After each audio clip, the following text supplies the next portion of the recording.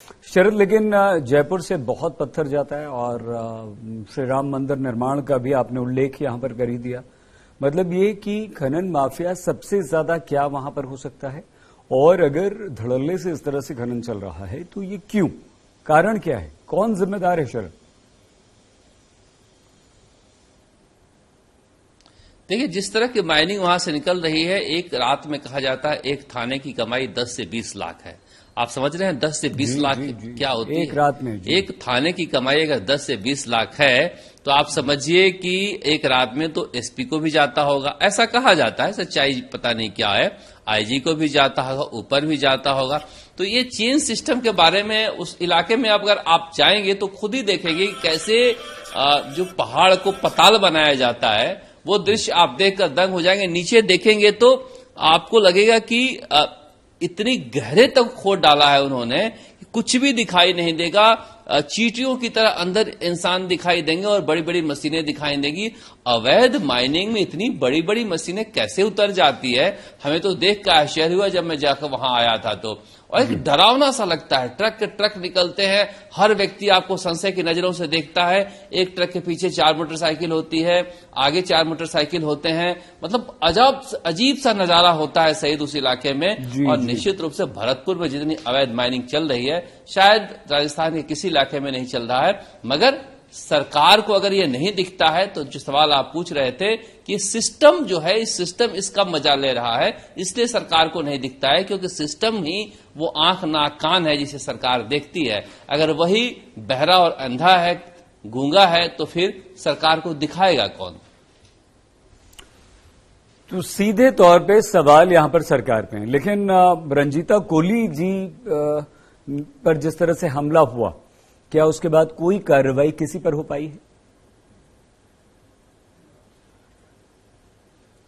वही मैं आपको समझा रहा था सईद कि देखिए, अगर इसको इस सीरियस लेने के बजाय सरकार डिसमिसिव मूड में है, इसे खारिज करने के मूड में है, और सरकार इस तरह से चीजों को रख रही है कि नहीं, कोई हमला नहीं हुआ है और वो जो ट्रक जा रहे थे वैध जा रहे थे। इसमें हमेशा यही होता है। जब विजयदास बाबा ने जान दी तब भी मुख्यमंत्री अशोक गहलोत आज के दिन भी उन्होंने इस बात का जिक्र किया कि मैंने तो माइनिंग रोकने का फैसला ले ही लिया था, उन्होंने क्यों जान दी?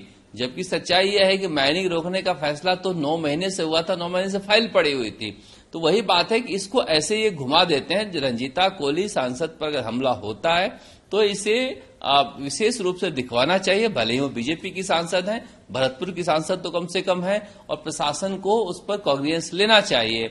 जो आईजी हैं या एसपी हैं या थानेदार हैं, उन सबको इस मामले में देखना चाहिए। लेकिन बड़ा सवाल वही है सईद कि हम किसको कह रहे हैं देखने के लिए? जो वहां पर जिसके ऊपर आरोप है अवैध माइनिंग कराने का, अगर उसी से हम अपेक्षा करें कि कोई कार्रवाई करे तो बिल्कुल बेमानी है। क्योंकि मैंने आपको बताया कि जितनी बड़ी संख्या में, अब एक थाने का बताया, मैं पता नहीं कितने थाने हैं वहां, एक थाने का अगर ये कमाई है तो फिर इसमें कौन आपको इंसाफ देगा, ये समझना चाहिए। लेकिन वो उनका कहना है कि मैं पार्लियामेंट गई हूं, पार्लियामेंट में संसद के कुछ विशेषाधिकार होते हैं सांसद के, उसके जरिए मैं राजस्थान सरकार को नोटिस भिजवाऊंगी, पुलिस को नोटिस भिजवाऊंगी, खुद पार्लियामेंट सक्षम है अपने मेंबर के ऊपर हमले के बारे में सरकार से जवाब तलब करने के लिए।